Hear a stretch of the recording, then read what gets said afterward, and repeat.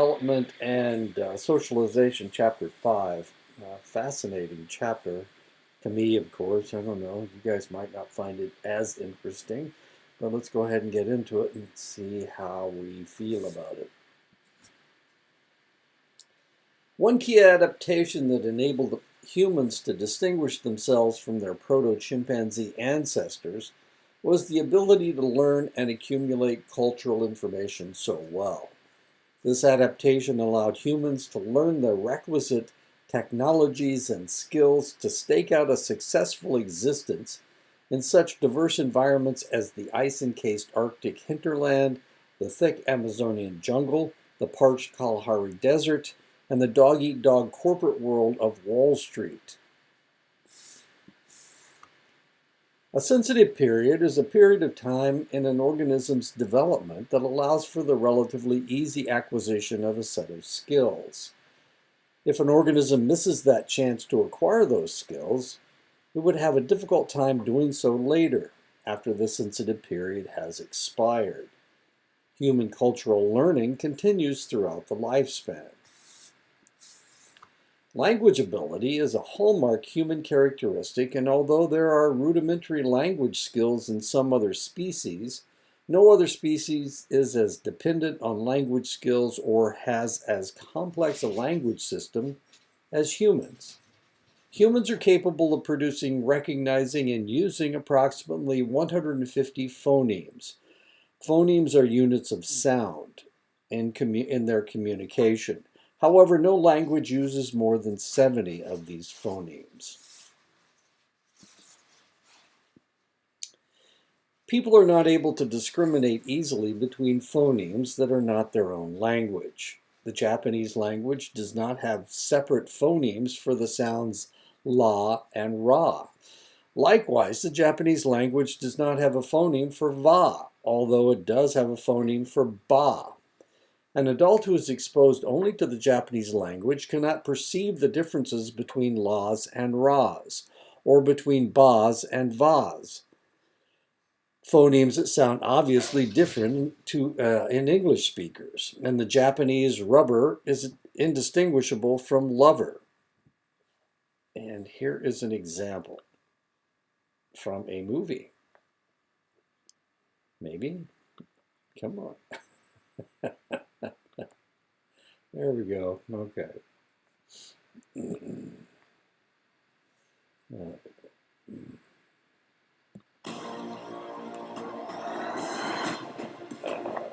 Sorry about that.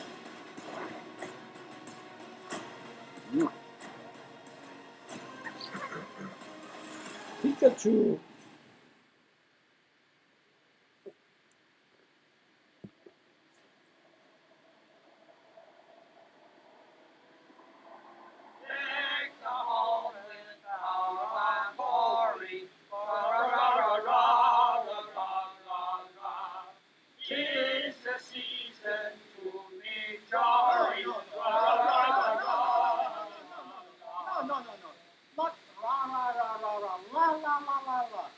Sing like this.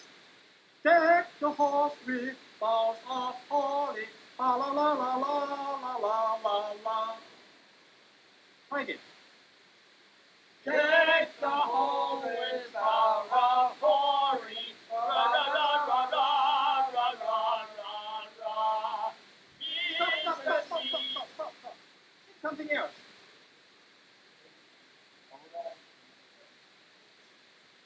Jingle bell, jingle all the way. All the fun is to ride in a horse open sleigh. No, stop. Kitchen, bring food.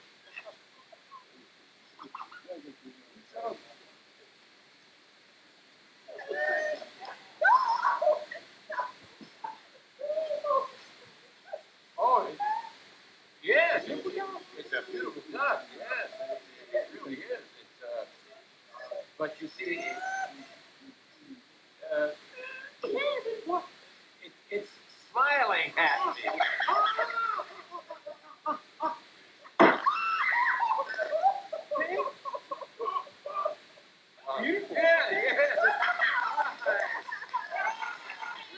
That Christmas with Liv and our memories as the Christmas when we were introduced to Chinese turkey.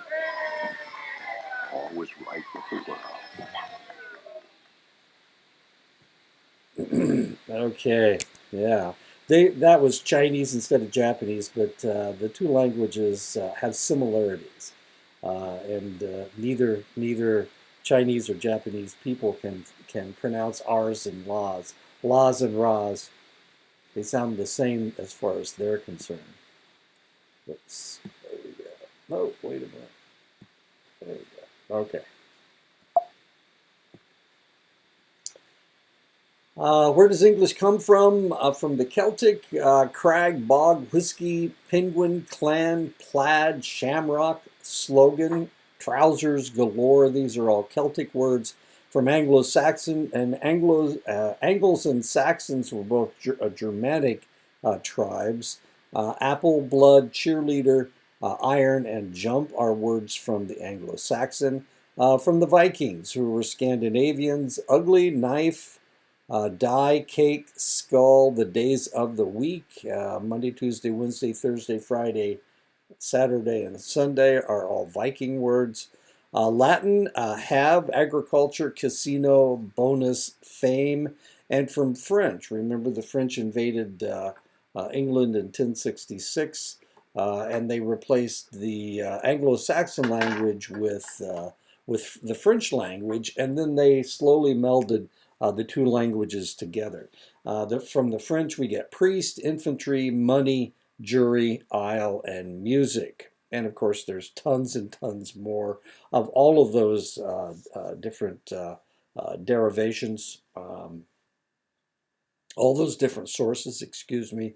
You can look in any dictionary for any word, and you can find what the source of that word is, where it came from, whether it came from Greek or Latin or Celtic or Anglo-Saxon or Viking.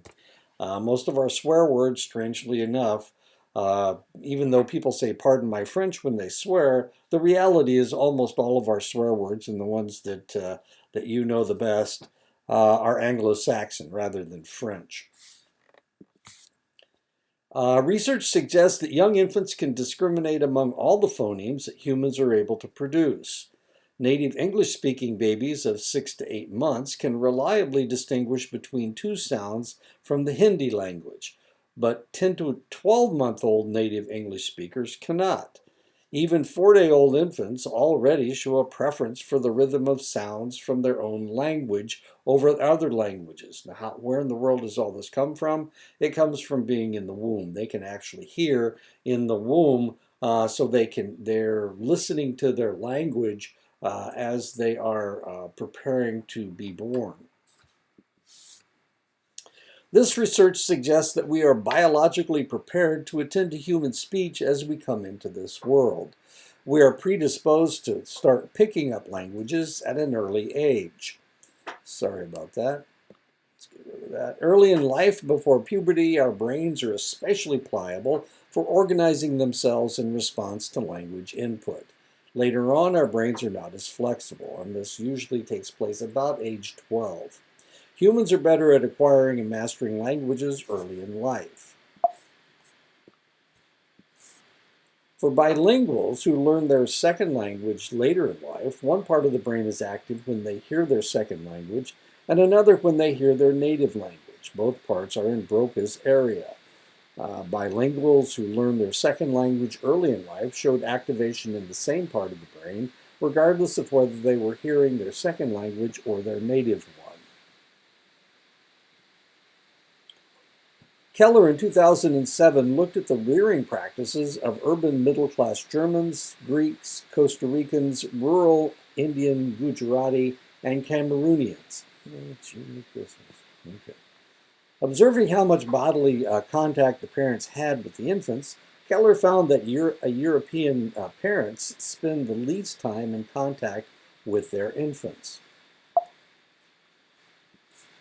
The infants from the other cultural groups spent the majority of their time being held by their mothers.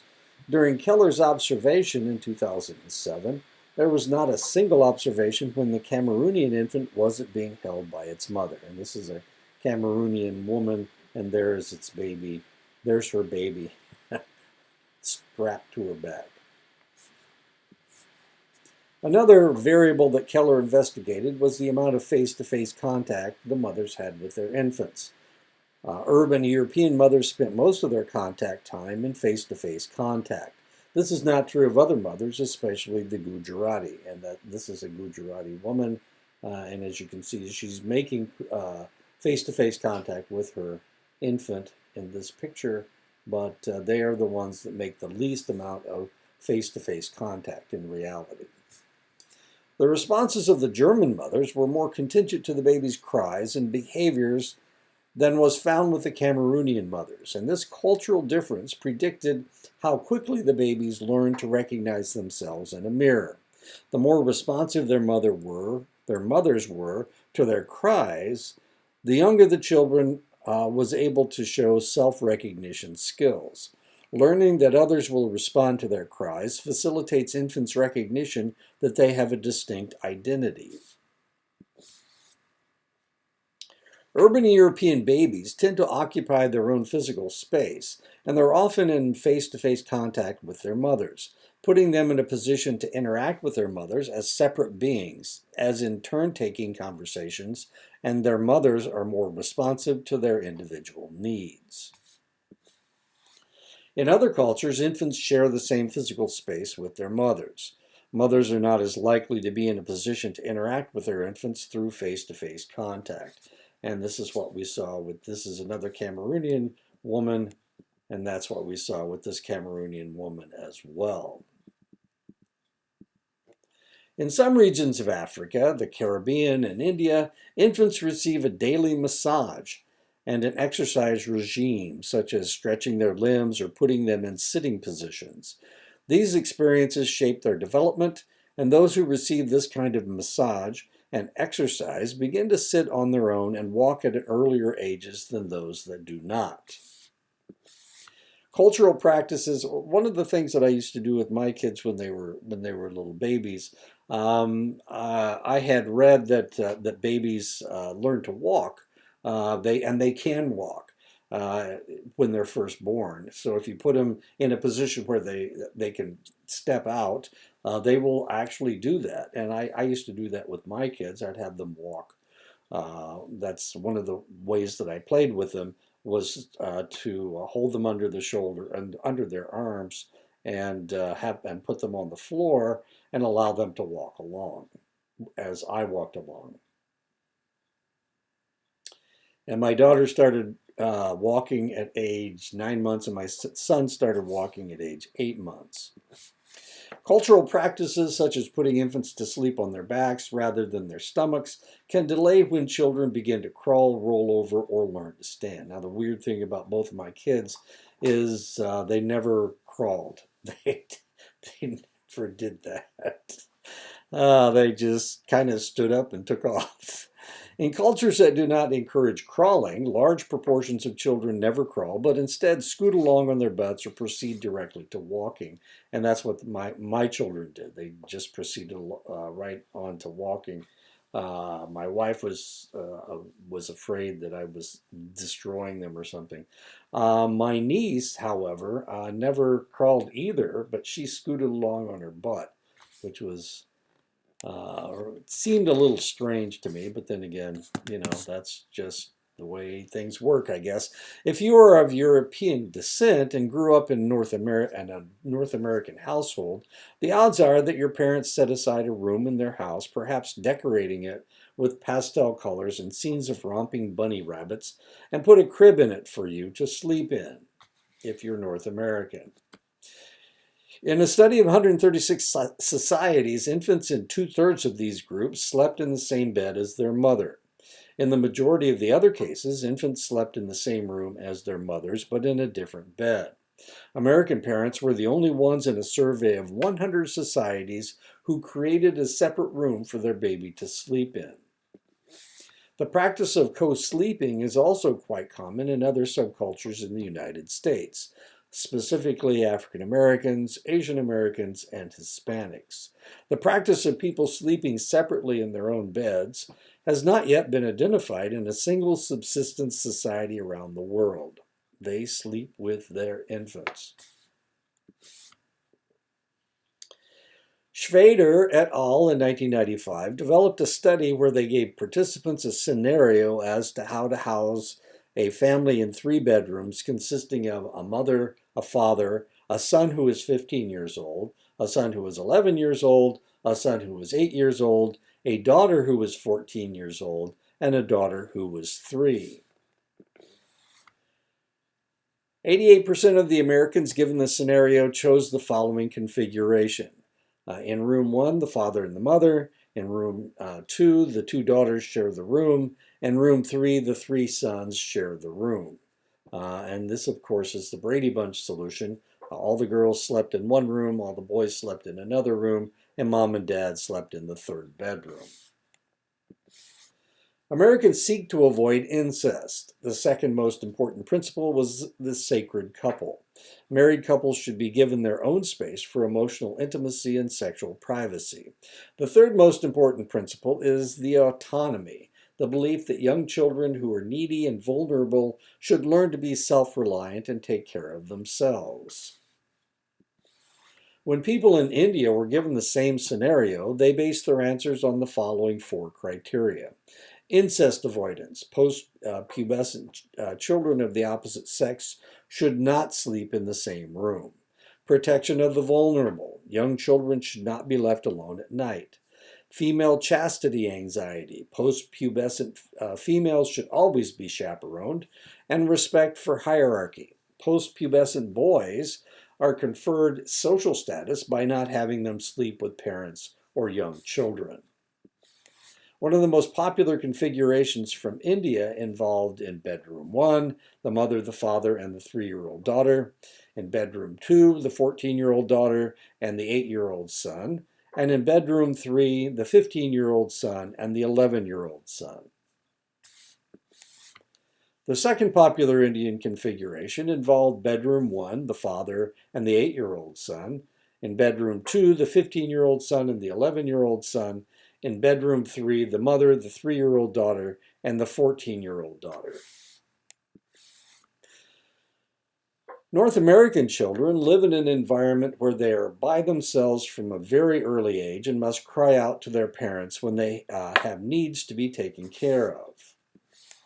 Children from many other cultures, in contrast, may live in an environment where the mother is always around. Often, as in many cultures, the children are literally carried by their mother throughout the day.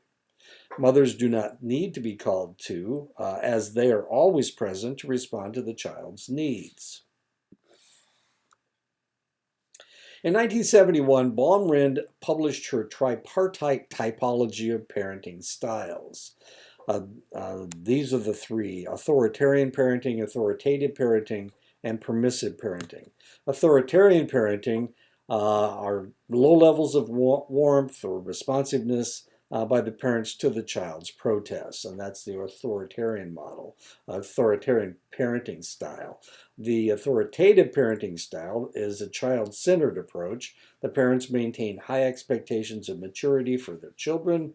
In the permissive parenting, the parents are very involved with their children, much express parental warmth and responsiveness. The parents place few limits and controls on the children's behavior. While Western parents are more demonstrative than most other parents, Chow in 1994 argues that training is a core part of Chinese parenting. It is an effort to have the children adhere to socially desired behaviors, often by providing the child with explicit examples of proper behavior, and it entails much devotion and sacrifice on the part of the parents. Contrary to Western findings, strong parental control has been found to be associated with increased family cohesion, perceived parental warmth, and acceptance and better academic achievement in China, Japan, and Korea. European American high school students viewed any pressure by their mother to be largely negative and indicative that they didn't feel supported by their mother. Asian American high school students didn't view maternal pressure in negative terms. When Asian American students reflected on their mother pressuring them to work hard on a task, they were more motivated to complete a task on their own. Japanese adolescents even feel rejected by their parents when they experience only little parental control and a broader range of autonomy. However, authoritarian parenting styles, as defined by Baumrind in 1971, have been found to be associated with more stressed mothers. This is according to Su and Heine in 2012. Heine, of course, is your author. And to lead to increased psychological maladjustment among children across a variety of both Western and non-Western cultures, including Chinese. And this is according to research by Qin, Pomerantz, and Wang in 2009, and Sork-Hobby in 2005. In general, children are less happy with strongly controlling parents, and this effect is found across many cultures. There are obvious differences between parenting philosophies of North American and Chinese parents. North American children come to learn that they are independent agents to which their mothers respond, whereas the Chinese children learn that they are relational beings who need to respond to their mothers.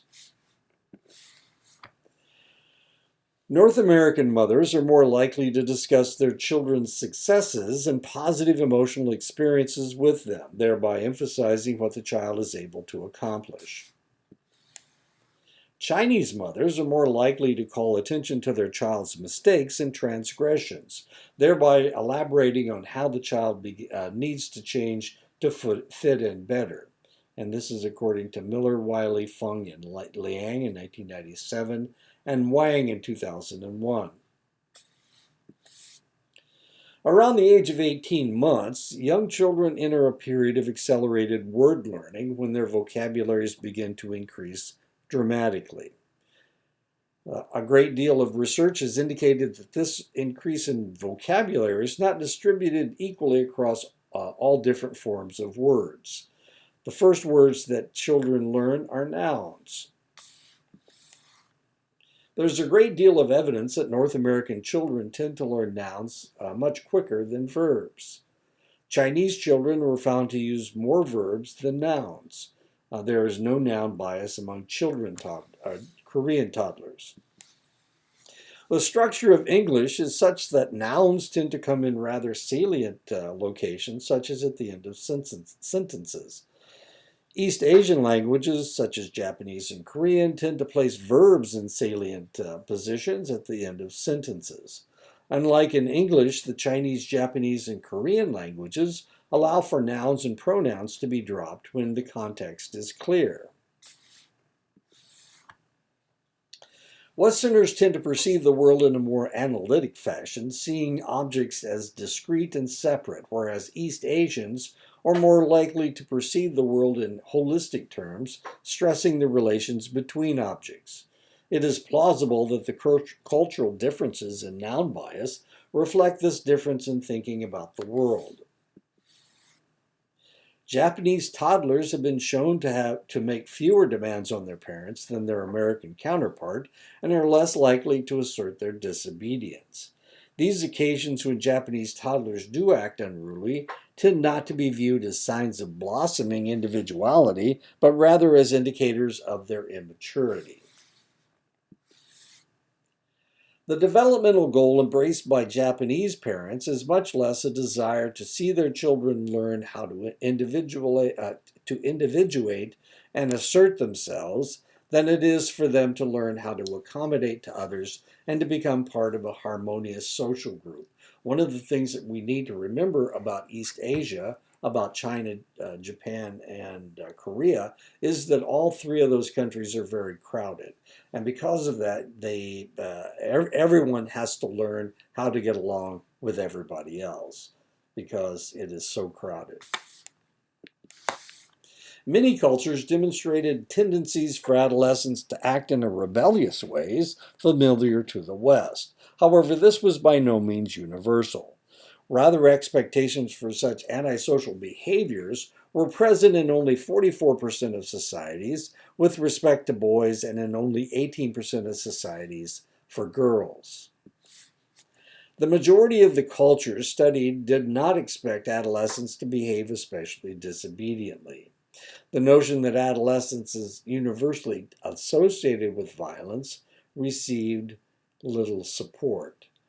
Rather, only about 13% of societies expected adolescent boys to occasionally be violent, and only 3% of societies had such expectations for girls.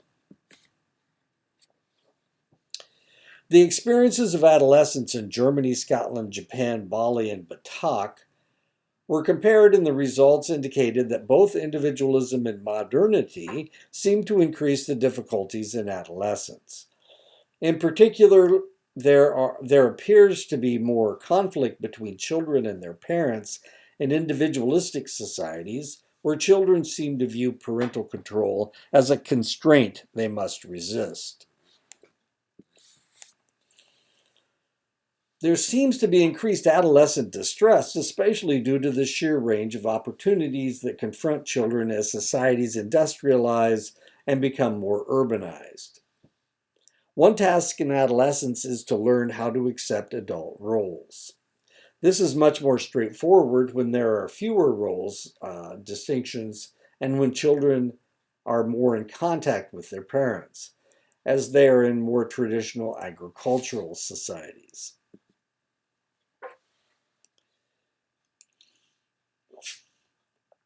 The number of choices has continued to grow, which has lengthened the period of adolescence, sometimes referred to as failure to launch or emerging adulthood. The transition to adulthood has been marked by 5 milestones: completing school, leaving home, becoming financially independent, getting married, having at least one child. In the United States in 1960, 77% of women and 65% of men had passed all 5 milestones by the age of 30.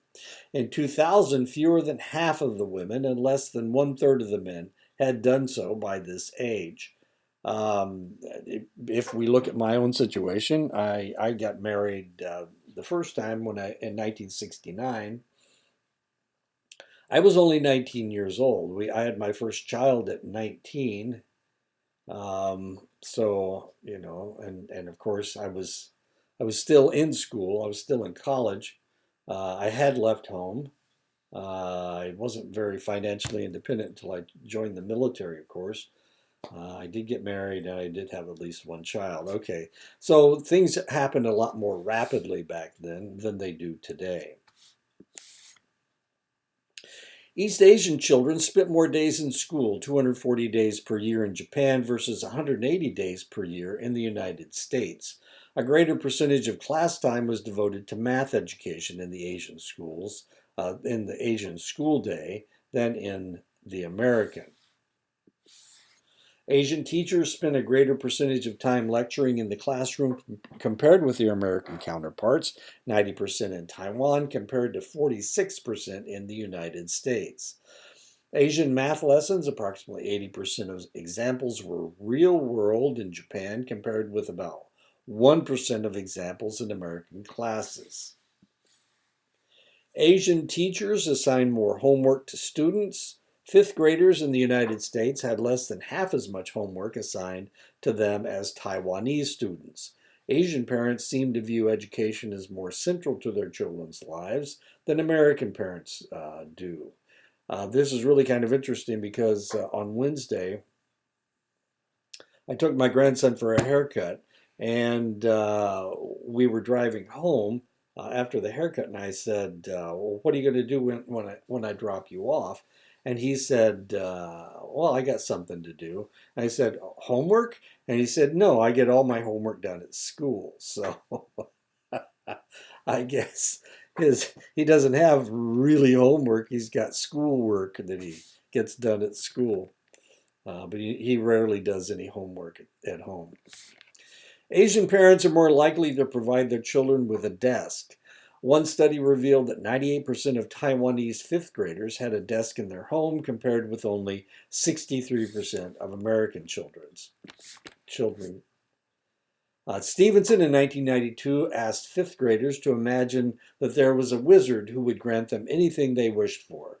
About 70% of the wishes listed by Chinese students had to do with education. They wished for success in school or to be able to go to college. In contrast, only about 10% of American children wish for things relevant to education. About 10% of American children wish for less school. East Asian children are doing much better as a group on math tests than the American children. Thus, one might expect East Asian mothers to be especially satisfied with their children's performance. This does not seem to be the case. Rather, the American mothers report being far more satisfied with their children's performance than the East Asian mothers. Compared with mothers of first grade children, Chinese and Japanese mothers of fifth grade children reported that a higher standard of achievement was necessary for them to be satisfied with their children's math performance. In stark contrast, the standards of American mothers were lower for fifth grade children than first grade children. It appears to be far easier to meet standards of American mothers than East Asian mothers. This would suggest that American children have less reason to work hard at their studies than East Asian children. Numbers are harder to learn in English than in Japanese, Korean, or Chinese because there are more irregular number of words in English. East Asian counting systems incorporate the base 10 concept, which is necessary for learning how to do multi-digit arithmetic in a more straightforward way than English does. Thus, English speakers need more conceptual support for the base 10 concept than do speakers of East Asian languages. And that is the end of the chapter. So I'll talk to you guys next week.